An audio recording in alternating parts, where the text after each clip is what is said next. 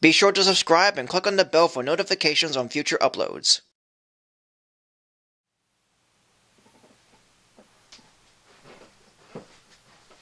Hello everyone, Simon Bard here, or you can call me Sully. And... yeah? Okay, the last guy wasn't it, but I'm sure I found the right one this time. Alright, show me. What? I didn't do anything.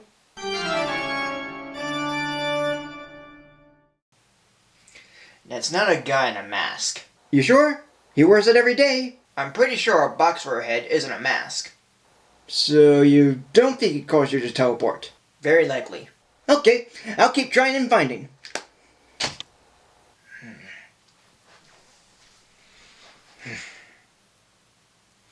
Let's continue Sulli-Ween by going over something that is quite obscure, and surprisingly, it's from Rankin. But first, have you ever heard of Festival of Family Classics? It's an animated TV series produced by Rankin, which originally aired in syndication from 1972 to 1973, and they're mainly adaptations of classic fairy tales, folk tales, and literature. Though the first time I heard of this was when watching a VHS of The Christmas Tree, which itself is odd, but let's not get ahead of ourselves. And what I'll be looking at is one of their episodes which aired on October 29th, 1972. It is the Halloween-themed episode called Jack-O-Lantern. Two kids visit their grandfather as they want to hear his story about Jack-O-Lantern, as he has a Jack-O-Lantern pumpkin on his windowsill. So the grandfather tells a story that happened years ago when he, named Michael, and his sister Colleen lived on a farm where the crop in their garden has been gone overnight, and their father suggests it's crows, despite Michael putting up a headless scarecrow that isn't working. One night, Michael gets a pumpkin for the scarecrow and carves a face on it. But the pumpkin comes to life and starts talking, to reveal himself as Jack-O-Lantern, who is a leprechaun that turned into a pumpkin seed to hibernate for winter. Yet Jack, upon magically attaching himself to the scarecrow, says the ghosts, ghouls, and goblins are responsible for freezing and burning the crops, as they are led by a witch named Zelda and her warlock husband, Sir Archibald, or Archie, as a way of driving the farmers away and owning the land. So Jack gladly helps Michael and Colleen by ridding Zelda, Archie, and the army of ghosts and ghouls from harming the farm's crops again. So while there's no mention of Halloween in this one, it is a Halloween-themed episode based on the characters, settings, and look. But is it any good or at least on par with Rankin Bass's first Halloween movie, Mad Monster Party? I don't quite know. For one thing, despite it saying it's adapted by William K. Keenan, the episode is an original tale made for the series. But the original legend of Jack-O-Lantern, named Stingy Jack, is a completely different one, though its roots are from Ireland, which is where the holiday of Halloween started. And they used turnips for Jack-O-Lantern's den. But back to the episode. This may be odd to say, but as underrated as this show is, as well as the episode, I don't see them as much of being Rankin Bass classics as their other shows. One reason in particular is that there's so much dialogue going on, and a lot of it is used to tell a story. Very little of the characters' dialogues express their feelings or who they are. And there's so much to catch what's going on in a 22-minute show. I know many of Rankin Bass's hand-drawn specials run at this length, but at least there's characters going on, and most of the story is told in narration, and there's even long breaks in between most of the dialogue and narration. But here, it feels non-existent. Another part that kinda confused me happens at the beginning, where the grandfather starts to tell the story, but then acts like the story is being seen, even though he's really telling it to the kids, while we, the audience, are seeing the story being told. I mean, it goes from, I used to live on a farm years ago when we were poor, to, there's me, plowing the field, can you see me?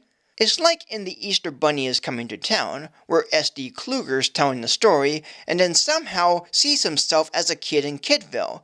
Yet here, Grandpa mentions seeing his story going on a few times, and also his grandkids see it. And it's just an odd way of doing a first-person narrative. There are also these three farm animals, Swayback the horse, Lulu the cow, and Billy the goat, who talk amongst themselves and are the comic relief of the episode. But nothing that they say is funny, though they're not annoying per se. And there's one bit that's quite questionable. Jack-o'-lantern is said to be a leprechaun who turned into a pumpkin seed. Of course he grew to a pumpkin and can talk and be expressive as the pumpkin, even after Michael carved a face on it. But if Jack is a leprechaun magically disguised as a pumpkin, then why, by the end, does he, as his leprechaun self, came out of the pumpkin instead of magically turning back? This makes it look like Jack moved into a pumpkin and used his magic to talk and express through. Yes, this is done to rescue Michael and Colleen, who are in Zelda's possession, and she let them go as Jack gives her his pot of gold that he keeps inside his pumpkin. But why not turn back to a leprechaun and leave the gold in its pot? This just goes against what Jack said earlier and is rather backwards. It isn't me, or when Jack talks to Lulu and she answers back, can the kids also hear Lulu talk? And while it's not common to see a warlock on a broomstick, it is upsetting that Archie doesn't do anything outside of taking the kids and standing guard watching Jack, the kids, and the gold and the pumpkin while Zelda and her ghost army try to drive the farmers away. Also, Zelda references the ghosts and ghouls as demons, which is another odd thing since they look more like ghosts, and I don't think any one of them look like demons, ghouls, or goblins. Now you may think that based on all that I've said so far, that I don't like this episode. But that's not the case. I don't hate it, but at the same time I don't love it either. It's just fine. But it's the way that it's told and presented that bothers me, and what I like about it is very little.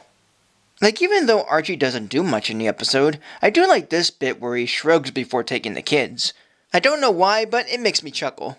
The setting, atmosphere, and look has that autumn feel, making it a good watch during the Halloween season, as well as its characters and setups taking on that Halloween aesthetic. And I'm quite surprised to hear the word botched in a Rankin show. That's pretty rare. Plus, the story itself isn't a bad one, I just wish it wasn't poorly told.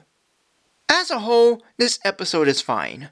The characters are fine, the story is alright, and the animation is fine as well. For a Halloween-themed episode from directors Arthur Rankin Jr. and Jules Bass, it's pretty standard for what it offers. But what seems like a simple tale being told in a complex way, there is too much dialogue going on and some questionable moments for me to get into. But as a Halloween-themed episode, especially from Rankin Bass, it certainly has the look and feel of one, despite there being no mention of the holiday anywhere. Yet, as someone who enjoys watching Rankin Bass and being intrigued and discovering something different from them, it's just fine in its delivery. But I don't see it, or the show, to be worthy of a classic when compared to their other works. So today, this episode will begin a rating of 2.5 mixed stars. So thank you for joining me. Like, comment, subscribe, follow me on Facebook or Twitter, support me on Patreon, and until next time, for more of Sulli-Ween.